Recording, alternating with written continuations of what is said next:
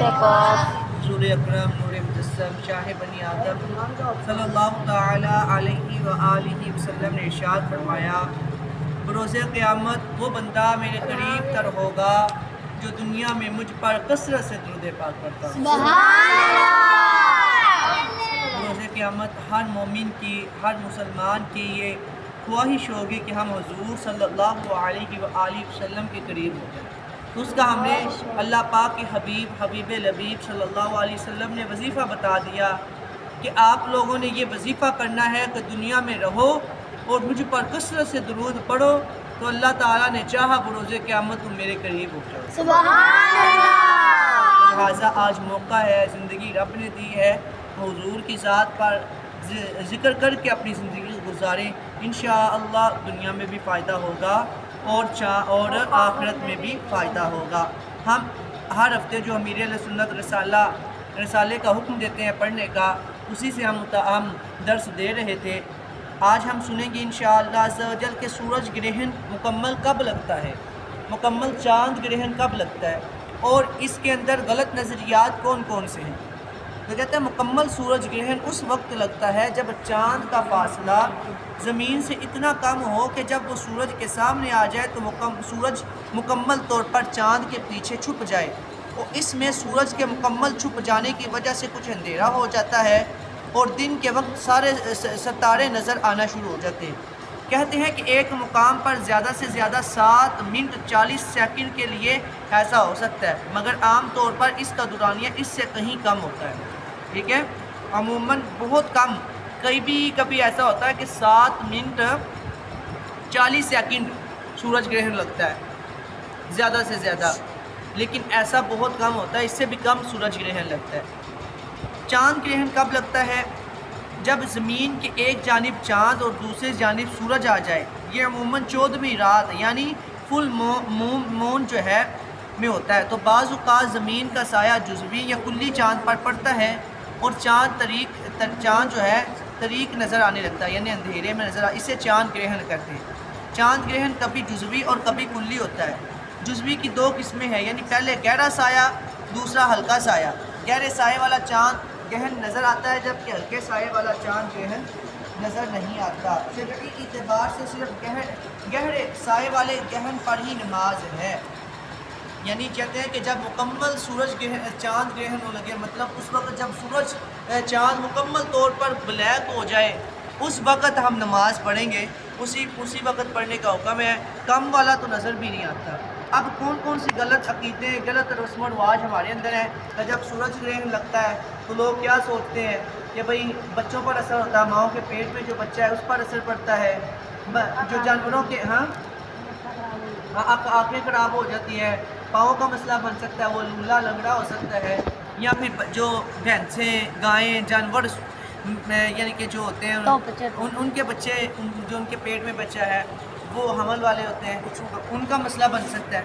تو آئیے ہم سنتے ہیں کہ سورج گرہن اور چاند گرہن کے بارے میں لوگوں کے مختلف عقائد و نظریات پائے جاتے ہیں۔ بعض مذاہب اسے منحوس سمجھتے ہیں اور بعض کے نزدیک یہ اللہ پاک کے ناراض ہونے کی علامت ہے۔ کسی کا عقیدہ ہے کہ چاند اور سورج پہلے انسان تھے، انہوں نے بھنگیوں چماروں سے کچھ قرض لیا اور ادا نہ کیا، اس سزا میں انہیں گرہن لگتا ہے۔ چنانچہ ہندو گرہن کے وقت بھنگیوں کو خیرات دیتے ہیں اور مانگنے والے بھنگی بھی کہتے ہیں کہ سورج کا مہاراج کا قرض چکاؤ۔ اور کہیں گرہن کے بارے میں ایک خیال ہے کہ گرہن اس وقت لگتا ہے جب سورج کو بلائیں اور خوفناک جانور نگل لیتے ہیں۔ ایک ویب سائٹ سے لی گئی معلومات کے مطابق جب بھی چاند کو گرہن لگتا ہے تو قدیم چین کے لوگ اکٹھے مل کے پوری قوت سے شور مچاتے ہیں۔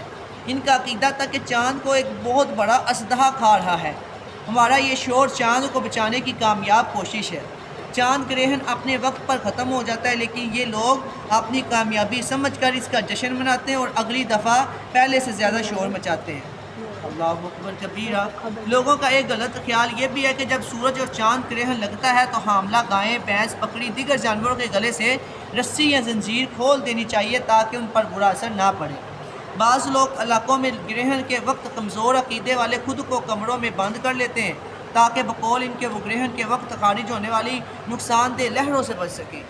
بعض معاشروں میں جس دن گرہن لگتا ہے اکثر لوگ کھانا پکانے سے گریز کرتے ہیں کیونکہ ان کا خیال ہے کہ گرہن کے وقت خطرناک جراثیم پیدا ہوتے ہیں۔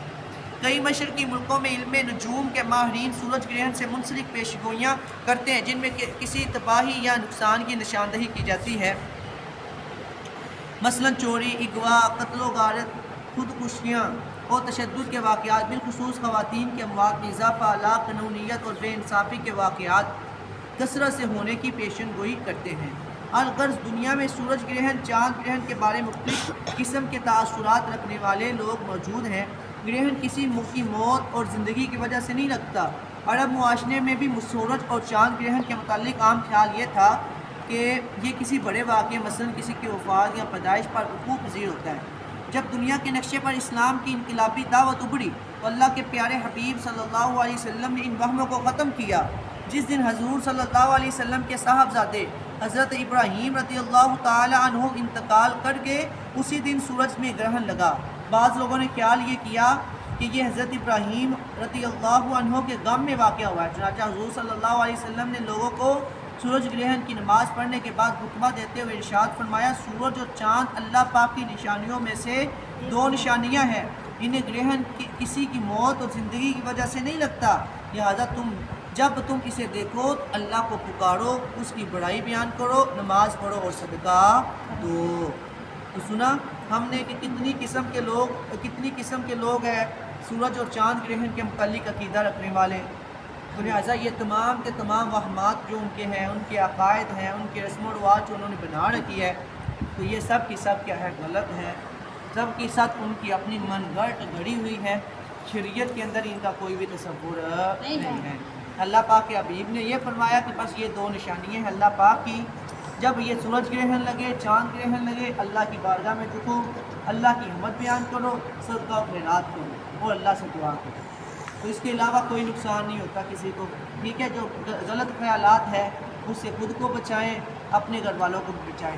اللہ پاک ہمیں آج کے اس درس کو سن کر یاد رکھنے کی توفیق عطا فرمائے، ہمیں اہل سنت کی دعاؤں کا حقدار بنائے۔